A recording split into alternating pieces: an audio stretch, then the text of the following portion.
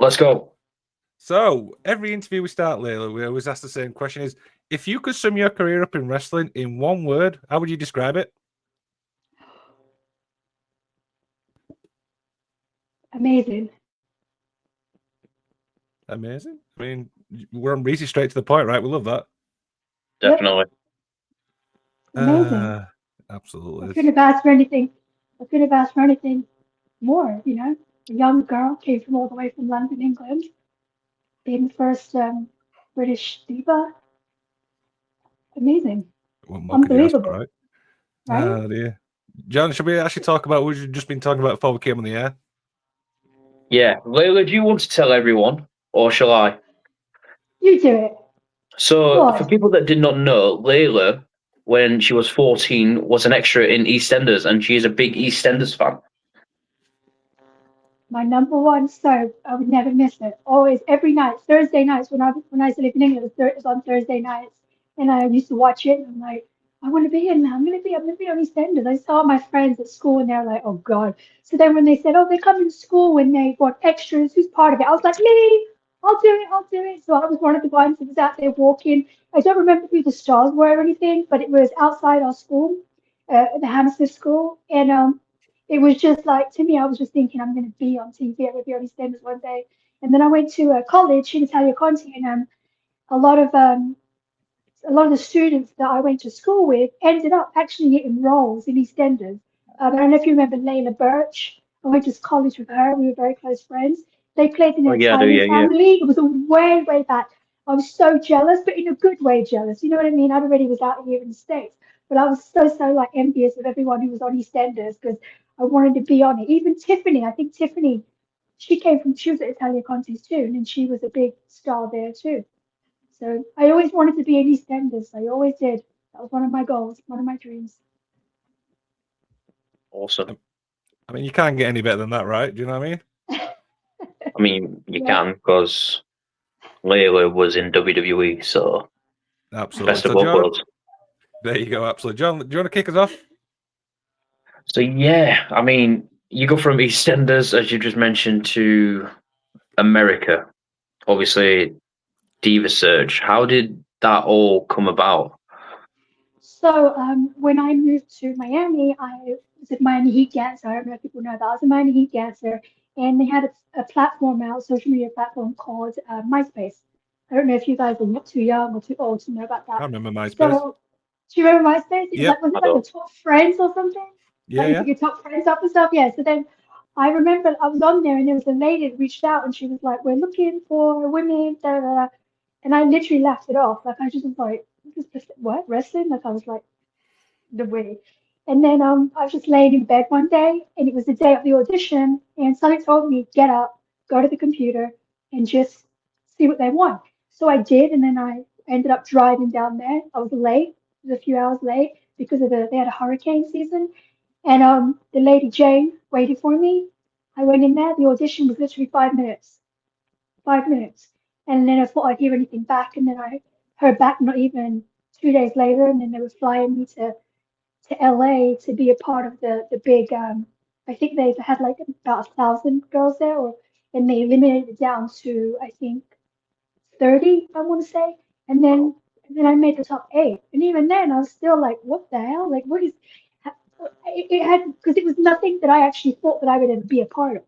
Do you know what I mean? Like my mom Mm-hmm. used to watch wrestling. I never did, so I didn't know anything about it except for of course The Rock, you know, and China. So I just was like, I'm just gonna go with it. I didn't think I was gonna get anywhere, to be honest with you. Oh, wow. Interesting. And then you ended up winning it, Yeah, and then the rest is history. pretty much, pretty much. And even when I was in the competition, like my first, like I always remember the first time they took us out there to the stage. They were like, they gave us certain rules and stuff like that, and then Miz had to go out there and it was live, right? And then Miz messed Mm, up something. I don't know if you guys, he messed up something, and then started yeah. booing him. After that, I was like, they boo you? Like I was like, I don't want to. Like I was one of the only ones that got really scared. Like I was like, oh my god, what have I got myself into? And then I just you just had to just go with it, and it ended up being like the best thing that ever happened to me. So I'm very fortunate. I think it Awesome. was. I think he forgot the actual the number they had to ring. I'm sure it was something along the lines. Yes, it was. He forgot the number and stuff. Yeah, he wrote this. He read it wrong or something, and they just started booing him. But I didn't know that he was also part of like the real world, where they were just at that time they just wanted wrestlers. They really weren't interested in some cities we went to. They weren't really interested in divas or diva search, especially diva search. Yeah. Yeah. Over to you, Lim. So I want to obviously stick with the Miz thing. I want to talk about No Mercy 2006 because that was my first introduction to you. You can't comment anyway. You want to talk about that? Say that again. I'm sorry, you broke out. I'm so sorry. Say again. Yeah, so I want to talk about No Mercy 2006 with the Miz, where his little birthday surprise thing. Yeah, that was that was a great scene. I didn't really realize how much like WWE was trusting me at that time, being so new that I didn't realize being given that time, especially on a pay-per-view, was a very prestigious thing. You know, I was nervous, but I wasn't that nervous. And working with Miz, I'll be honest with you, Miz is one of the easiest people in WWE to work with. Like he really is. He's like he's fair. He doesn't, even if he gets nervous, he never shows it. So you always feel comfortable with him because he's going to go out there and portray it and be the best that he can be. And as you can see, look how long his career's been, right?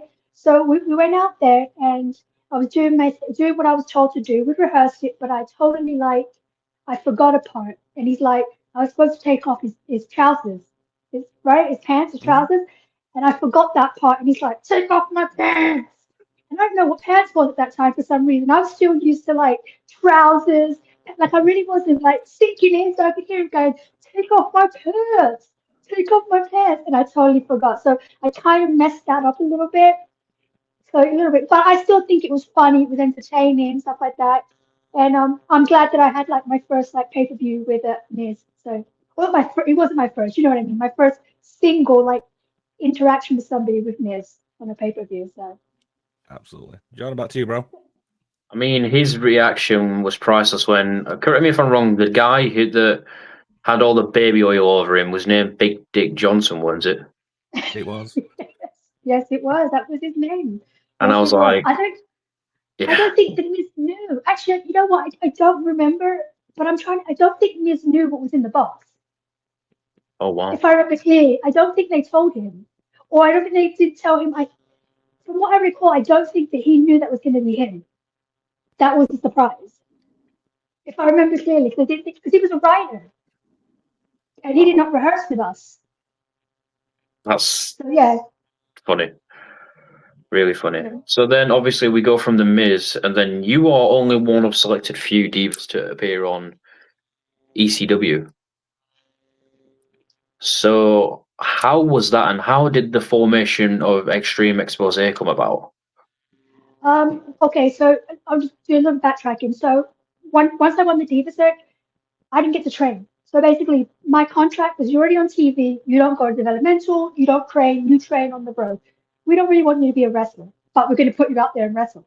So I was trying to do an angle with Miz, Crystal Marshall, and myself. So I ended up in a singles match with Crystal Marshall, and it was my first match ever, and it was on SmackDown. And I remember the ref goes, "Go home," and I didn't know what that meant. Like I didn't know what that meant, so I thought "go home" meant was lay down. So I just laid there, and she pinned me, and they're like, "Oh my god!" And I felt so bad. Crystal didn't get to do her finisher, so they were like, "Okay, what are we gonna do with Layla? Are we gonna? She's not ready to wrestle, right? So it's like, oh, we got Kelly, and we were gonna build a dance group. Or what about we just put Layla in there? That way she can train on the road, she can do the choreography, and do the dancing on ECW, and we bring an extra girl, and then she can train while she's on the road." So that's what they did, and it was basically a saving grace for me, because otherwise I don't know what my career would have been like. I think I would have been very injured, or I probably would have been fired within about a year and a half for sure. Oh, wow. Interesting. Yeah. Mhm. Awesome. Over to you. So from then, obviously, you're managing William Regal. How did this come about? Oh my god, I don't even know how that. Like honestly, I was so surprised because William Regal is so prestigious and so respected and in the wrestling business, and then there's just like me, just like um, I guess on ECW, fighting Kelly, whatever. But I think what happened was I think one day we were in England, And Michael Hayes, he was the head writer for SmackDown, and he said they were in the production meeting before every show, and I think he told Vince, Layla's from here. And Vince goes, no, she's not. And he goes, yeah, no, Layla's from here. Layla's British. And he didn't believe it. So then they kind of, after a while, once they realized that I was British and stuff like that, then they thought, oh, William Regal, Layla. And they just kind of just put it together like that. I didn't even pitch it because just like that. Okay. John, back to you, bro. I mean, just to think about your career, Lil, you've done pretty much everything. You've had your little, we'll call it funny moments with The Miz. You've done ECW with obviously dancing with Kelly and Brooke Adams. Then you went on with William Regal. And then obviously you go from there to with MichelleMcCool, and then the rest is history. I mean, you couldn't have put two people together that just bounced off each other and had instant chemistry. How did that come about? Oh, wow. Well, when I look back at my first matches, after William Regal, I was brought back to SmackDown, and my first couple of matches I've had were with Michelle on TV. And I remember someone was like, "Wow, like I didn't know what I was doing." You know what I mean? I give Michelle everything. Like I respect her so much. She helped me. She carried me throughout all those matches. Like she went over everything with me, and she basically it was literally trust I had in her was just like I trust her. The minute I met Michelle, I liked her. We liked each other. We were friends, you know. And someone was like, "Wow, you two have really good chemistry together." That was like in 2000, maybe 9 or something like that, and nothing happened. But I guess Stephanie McMahon wanted to do a Mean Girl storyline. She wanted to get two Mean Girls, and they were thinking about MichelleMcCool and Alicia Fox. So they had Alicia Fox and Michelle going out there. And then I don't remember exactly what happened, but one point they were like, okay, well, we don't want Mickey James and MichelleMcCool touching each other as much as possible. We want to keep them away till the next pay-per-view. So they were like, well, who can we use? They were like, okay, put Layla in there. So I was basically just a filler, you know what I mean? Her friend just coming in to fill the spot and to like let them wrestle when it came to the pay-per-views. And every time I went out there, it was like they trusted me more. And Michelle and I just connected really well. And then it just kept going and it escalated and got better and got better and better. But one day it was just like we were a team, and then we had to find a name for ourselves. It just happened so organically. It was never supposed to be me, though. I was never even a thought for that. Interesting. Over to you, Liam. Absolutely. So, talk a little bit about obviously beating Beth for the title. Oh my God. I'll always remember that day because they didn't decide who was going to win that title. Because I guess Beth was injured, right? She got injured the week before. And then Michelle was not on the road as much, so she wasn't doing the live events shows and stuff. But I was always on the live events. And that was at the time when we had Vicky Guerrero with us, right? So the actual pitch was to have Vicky Guerrero win the title. And we were going to go from there. And then Fit Finley, who I have so much respect for, basically trained me. Literally, I wouldn't have a career without Fit Finley, so I have to say that. And he came up and he's like, "Hey, Layla, you win the title tonight." And I was like, "Oh, okay," because he's a jokester. He's always joking around. So I was like, "Okay, fair enough." Waiting the whole time, I never reacted. I couldn't believe it. I was like, "It's not going to happen." And I was still in the ring waiting for it, waiting for the ref or someone to say, "Not really, step out the ring," or something. I was just waiting for it to happen. Then when it actually happened and I pinned Beth, the crowd was like, if you look back, it was like crickets. It was in her hometown too. Like it was in her hometown. Nobody expected me. It was just such a moment that is like I'm so happy and ecstatic for her. And even if people are like, "Oh, but nobody cared that Layla won," that was the best thing that ever happened to me because nobody cared. I was the underdog. Nobody expected me to have any kind of career in wrestling to that level. So it was like, this is great. Like, this is a moment for me. WWE trusts me. They put the title on me. I'm the first British WWE women's champion, the first Arab woman women's champion. So it was just like so much stuff that I was just trying to take in at the same time, though, knowing that was pretty much the beginning of my true WWE career. Like that was the moment where I was like, now I get to really shine and get to prove and show what I can do. And also show WWE, thank you for putting that faith, that trust in me. Now we're going to really have some fun, which we did. I had the best time ever after that. Absolutely. John, back to you, bro. So this is like two questions, but morphed into one. So you've got the formation of LayCool. If I'm correct, it was Batista that came up with that name. And number two. No. Oh, sorry. Whose idea was it to decide to go halves with the women's championship at the time? So half. Oh, sorry, half. It was Batista. You're right. I thought we said the name. Sorry, half. Yes, it was Batista. The name was CM Punk. Okay. Wow. Yeah, he helped us out with that name. Yep. Well, three of us standing outside in the corridor, and someone was like, "You got to get a name." And we're like, "Okay." And then Punk's like, "Come here." And we're like standing over his hamper, and then he's like writing things down. And then we were gonna say Cool Lay because Michelle, let's be realistic, she's the wrestler. She's the strongest one. But everyone was like, "No." And then Punk was like, spelled it out for us. He was like, "No, like this, LayCool." And she's like, "Yeah, just like that." Just a quick one. Have you still got your other half of the women's title? No, I actually don't. I don't have mine. Michelle does, but I don't have mine. Oh, wow. That's interesting. A bit weird. Over to you, Liam. So I want to get your thoughts on obviously the women's division. How would you say it's evolved over the years? Now or even like talking about now? Yes, now. Okay, well now they're actually superstars. They're treated as equals. At some level, I feel like some of them are treated higher than some of the male superstars. And so today, it's like it's a great time to be a female wrestler at this present moment, right?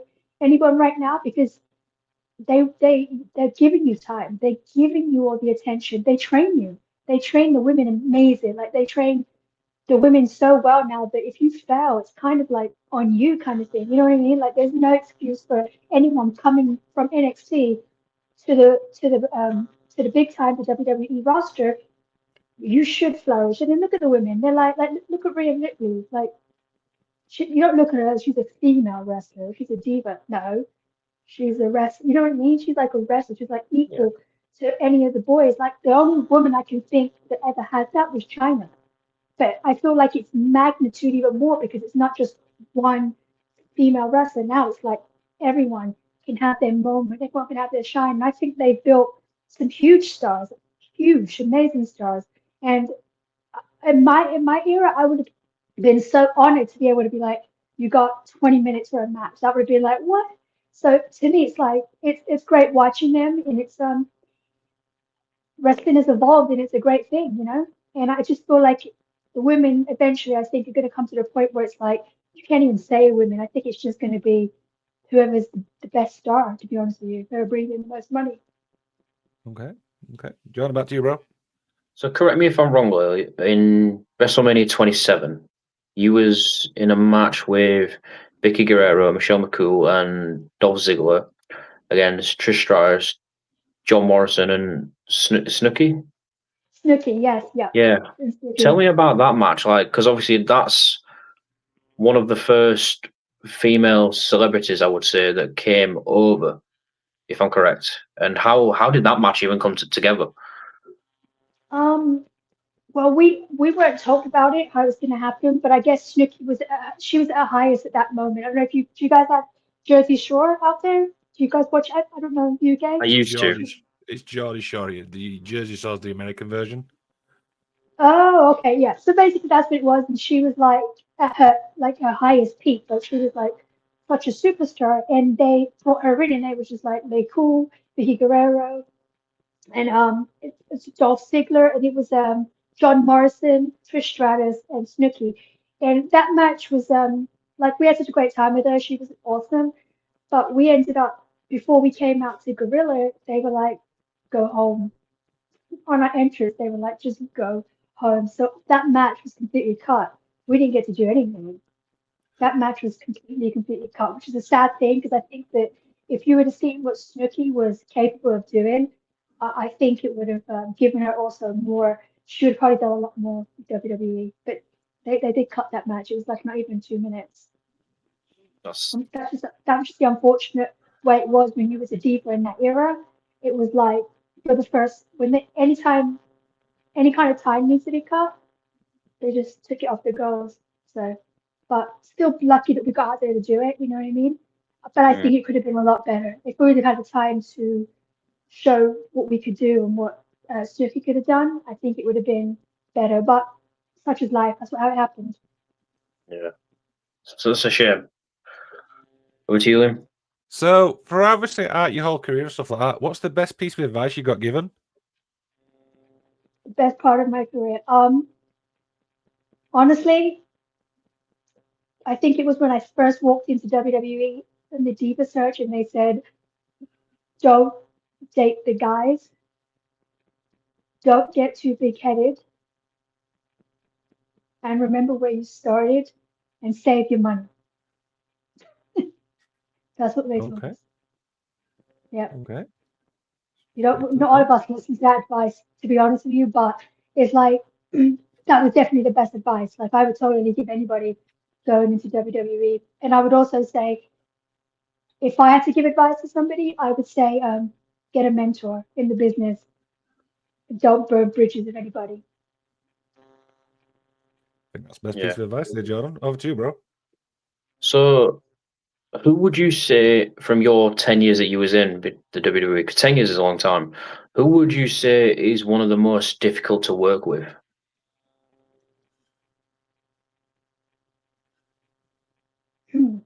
You know what I'm going to say? Because I don't want to pinpoint anybody particularly, but I'll say every person in that business is difficult to work with at some point in their career. Sorry, it's difficult to work with in their career. So it's like it's sometimes it's not that they're difficult. I think it's the situation we're put into. Like now, I think like when I look back at the Diva era, there was 2 spots, right? So it was like Monday Night Raw or SmackDown, 2 spots, 2 titles, 1 match, 5 minutes. So it made everybody, I think, really it just changed the environment. It made it a very hard environment, and I totally now look back and reflect and go, wow, I get it. Because now, if you look at it, the girls have time, they have opportunities, more than just 1 spot, 2 spots. So nobody's really going to come across as being difficult. Do you know what I'm saying? Yeah. So I think the situation made people be difficult or not difficult. I can say I was difficult too. I became difficult. I can admit that at times. And I think it became like the nature of the environment.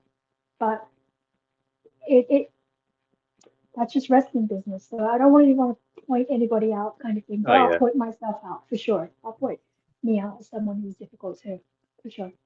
Okay. Over to you. So, talk a little bit about obviously winning the Divas title from NikkiBella. Is it Nikki or Brie? I was getting confused. Say it one more time. Sorry. So, talk about winning the Divas title.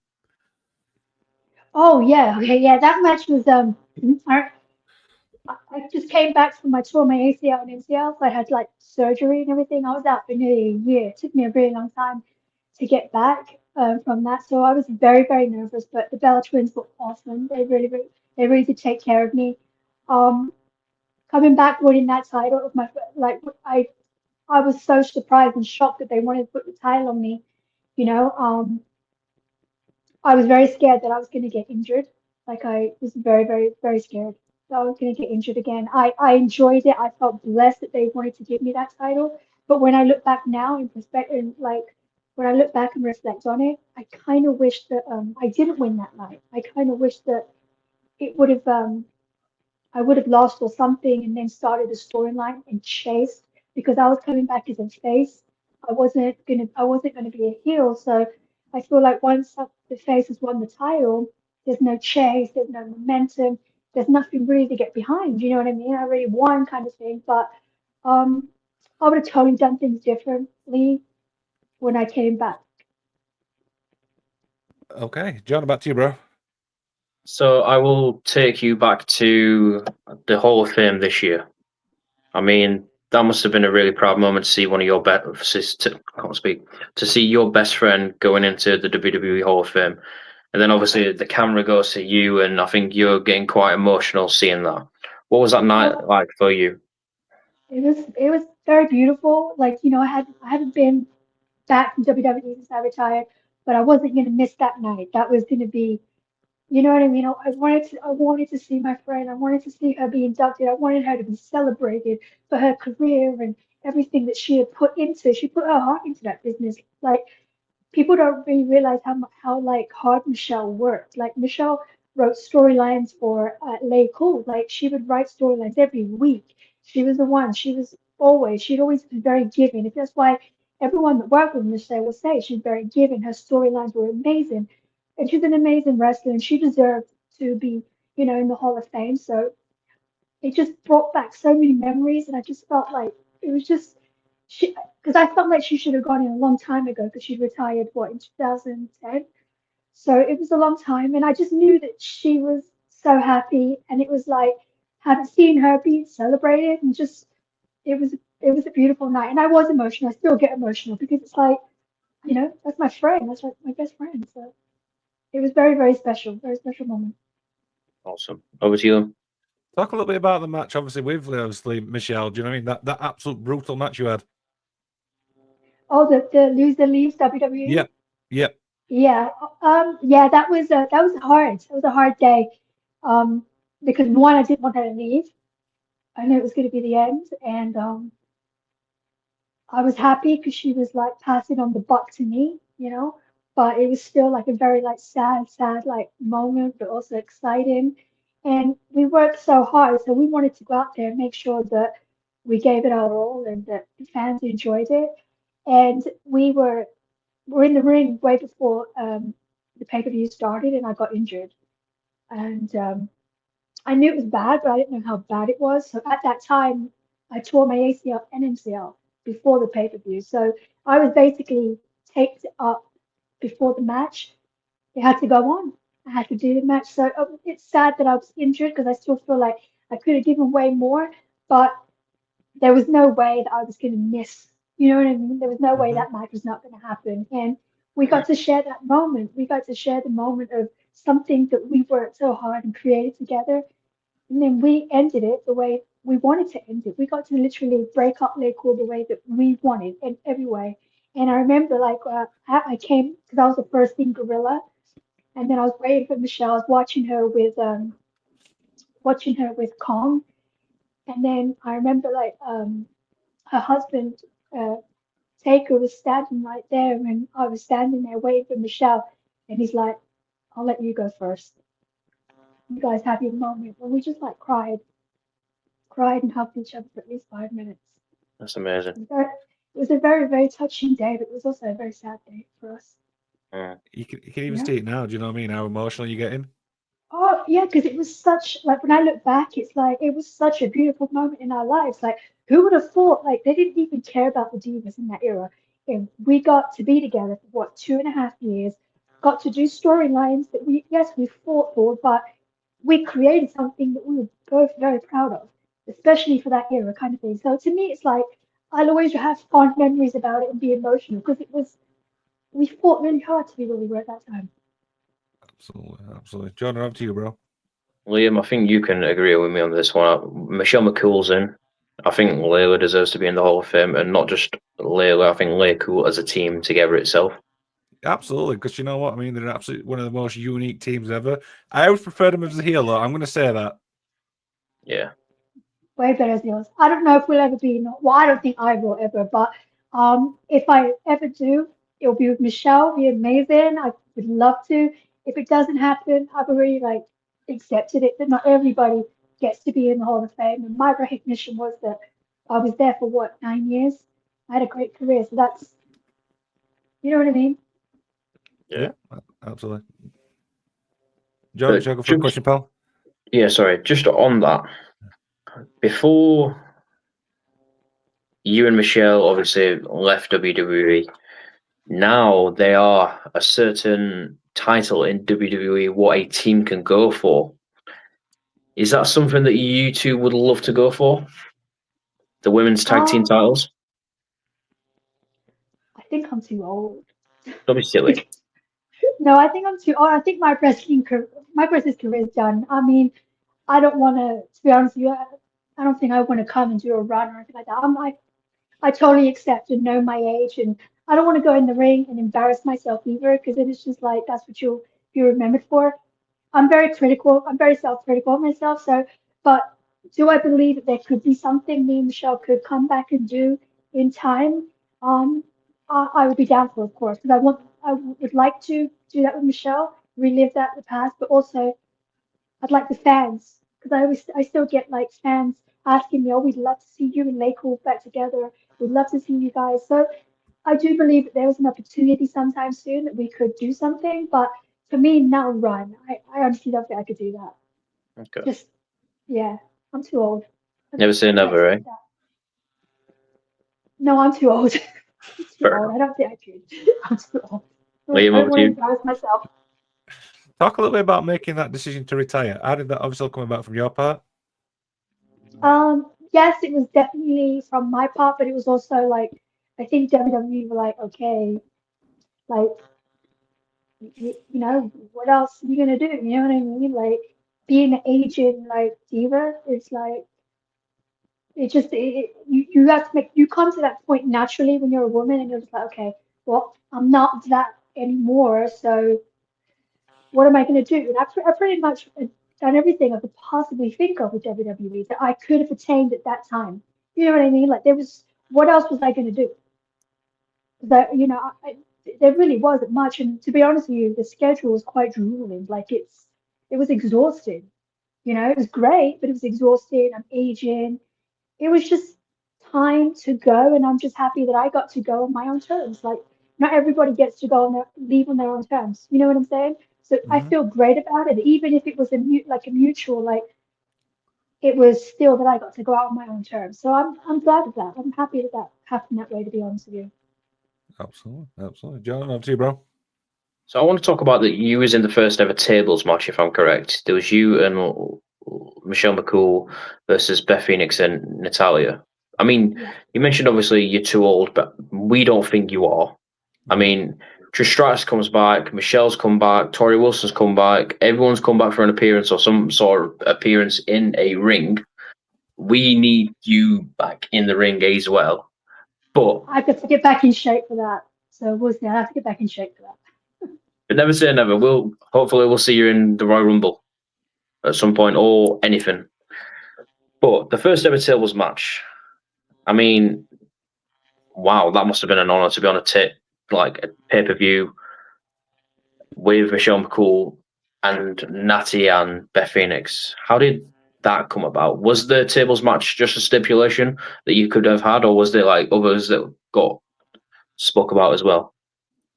No, I think that was what they were going to do because it was the first ever Divas tables match. They knew what they wanted to do, um, and when we got told, I was like, what? Like, completely like out of my realm. What was going to happen? Because you got to remember, you've got Natalya, you got Beth. Like, they're like stellar wrestlers. They're hardcore. They're wrestlers. Then you got Michelle, who's also a wrestler. Then you got me. I'm just like, oh, I'm just like learning off everybody and hoping that I'm doing everything right. And so I was more nervous, I think, than everybody else, to be honest with you, because I was like, I better not mess this up.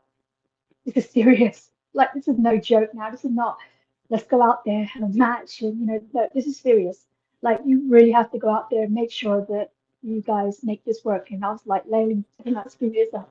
Like you know what I mean? So I was nervous. I think the vibe from the other girls, I think they were very excited.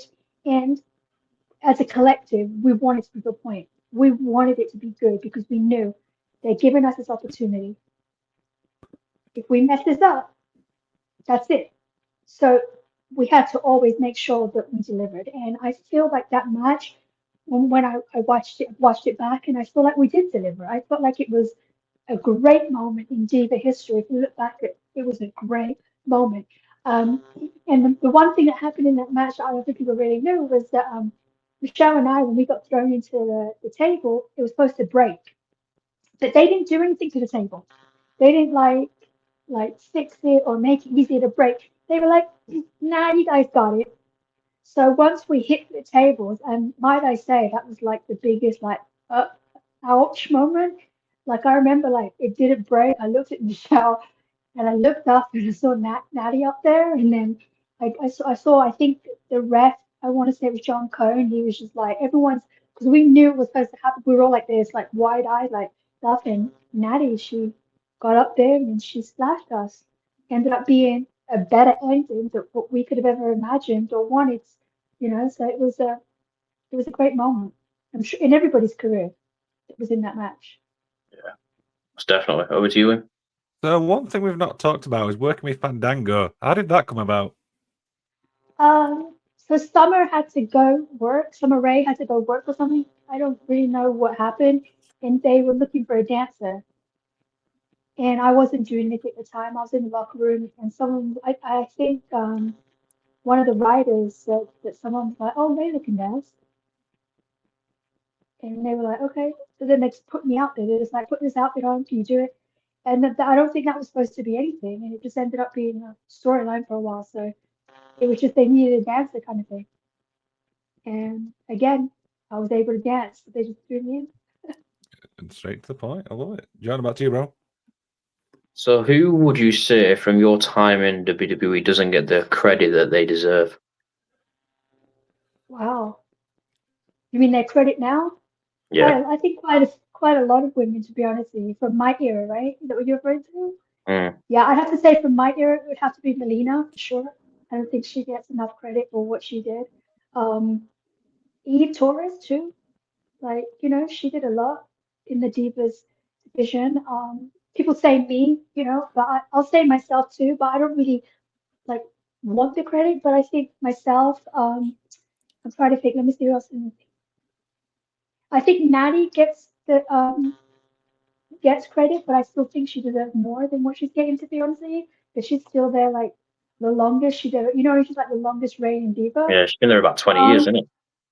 oh my God, see, there's so many. I think there were so many girls who at that time didn't get, you know, didn't don't get any credit, and it's just sad. It's just that's just the way it was at that time. We were just there for the eye candy. You know what I mean? We were just there eye candy, and we got to have some barriers. We were able to break some barriers and stuff like that. But it just is what it was. That's just that era. You know what I mean? That's the diva era. That's what we were there. And I feel like the girls that did shine at that moment shined as far as we were allowed to shine. You know what I mean? So, Yeah. but I think, yeah, I'm trying to think if there's anybody else I'm missing. I'm sorry. Candice Michelle, I don't think she gets as much credit as what she deserves. Maria Kanellis, you know what I mean? There's just Yeah. girls that I feel So like, many. there's so many because I feel like people look at the Diva era like it was a bad thing, but it's like, I don't think you guys quite understand what we had to fight for. We weren't they didn't want us to wrestle. They really didn't want us to wrestle. And they even held back the girls. There were times where they were like no punches, they were like slap, hair pulls. Um, what else did they say? There was certain things that happened. Even Michelle and Malene had a match on a pay-per-view once, and I remember we had a meeting afterwards, and because they did so well in that match that they were told, no, you need to put it back. No, they did not want us to shine or to outshine the guys at that time. That was just it. They just didn't want to have it. There were certain things that we could have done that were way, better than what we were given, but it just wasn't our time, and that was just the era. And, you have to respect it for what it is. Yeah. It's Absolutely. quite sad, to be honest. That is really sad when you think about it. I'd say sad, but I also say that was just the time. That was our era. And, I still love the Diva era. I would look back at it fondly no matter what. But that was it. We knew what we signed up for, so it just is what it is. Yeah. Okay, Liam. So, how do you want to be remembered in wrestling? Um, that's a really tough question, right? I mean, how do I want to be remembered? I mean, I feel like most people remember me from LayCool. So I'm okay with being remembered for LayCool. I just hope that I was entertaining. If I was entertaining and I was an athlete, that's all that matters. I think I entertained, so that was all I really care about. Okay. Going back to you, bro. So what was life like? So 2015, you decided to leave and retire. What's life been like for Layla for the last 10 years after wrestling?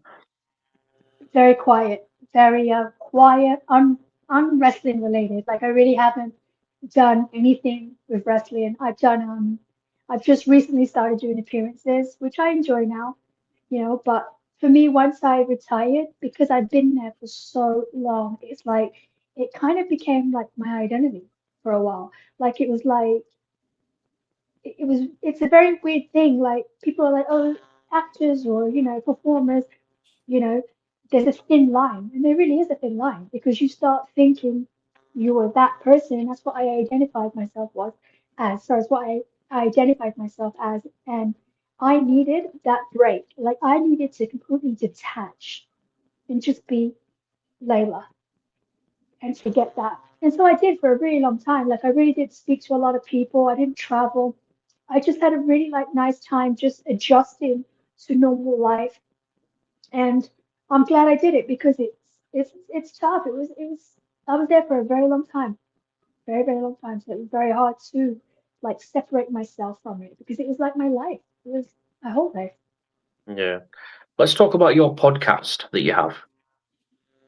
Yes, so I haven't started it yet. Everyone's like ready for it to be launched. Now I have not launched it yet, but I will be launching it. It's basically like what I was just talking about the Diva era.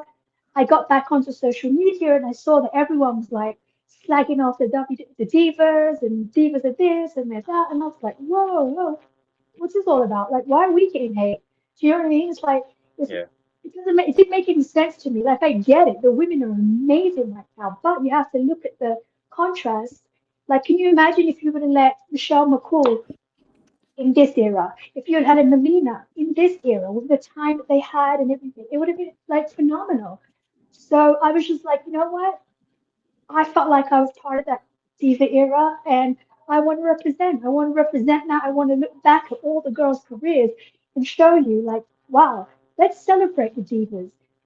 Why not have a moment where everyone can look inside a Diva's career, and then I'm going to have the Divas on, and so we're going to get to have so it's more personal, so personable, so you can talk and hear reactions from the Divas and stuff like that. Also, find out stories that you guys would never know that happened backstage, and it's just going to be a very like step. It's just going to celebrate that era, and I wanted to look into the Diva search because I came from the Diva search, and nobody would have thought, me from the Diva Search have had a career that long with WWE. So I want to also show the Diva Search, look back at it. I want to have some laughs. I want to just be happy about the Diva era and just hopefully like put a different like story to it instead of just like, oh, those girls are so lame. They can't wrestle. Let me show you what really happens there. And Yeah. we always talk about like the male wrestling. We have so many like documentaries and stories and this or negative. Like it's always negative. It's never like a positive thing. So to me, I think I'm celebrating the Divas. It's going to be something that I really want to do. And the podcast is called Laytalk Podcast, and I will be letting everybody know when that's coming out. So Can't wait. So the final two questions I'd like to finish on. Obviously, your Mount Rushmore. Who's your Mount Rushmore for professional wrestling? oh, I knew you were going to say that. Females or male? Take your pick. Take my pick. Oh my God. Well, The Rock. I mean, one, right? Roman. I mean, wow. I'm trying to think. Female China. And then one more. Michelle. I like that one. So I always like to finish on an inspirational message. What would yours be? Inspirational messages for wrestling or just for life in general? Take your pick. Life in general. I like to ask everyone. It's just a daily Um, thing. What we do. for me, oh my God, I got so many. I got so many life. But for me, I'd say the biggest life lessons. Um, don't ignore the red flags because you'll pay for it later. Mm. Okay. I like that one. I like that I one. like that It's one. a strong one. It's a strong one. I'm telling you, I've learned. That's one that I always look back and go, my goodness, like it's right here and you ignore it and it's like you end up paying for it forever. Awesome. Liam, do you like to wrap it up for us? So one thing we always do at the end of this show is there anything else you'd like to plug? I'm trying to think. I'm doing appearances right now. There's nothing. I'm doing appearances across America, not England anytime soon, but I will be doing appearances. My social media platforms is on X. It's Miss Layel, so MSLAYEL, and then on Instagram it's at LayLayEL, so it's LayLayEL, and my podcast at Lay Talk Podcast will be coming out real soon. If not before the new year, definitely January will be posted. And I'm going to have Divas on there and also invite you guys to ask questions and get to know the Divas too, a little bit more on a personal level. I'm going to be checking that out, don't you worry. Thank you. Thank you. Definitely. Layla, on the behalf of me and Liam, I do appreciate your time. Thank you for coming on. I hope you enjoy it and have a lovely rest of your day. Thank you so much, guys. It's been great. Right. Everyone else, take care of yourself. Bye. Just Thank you. watch it.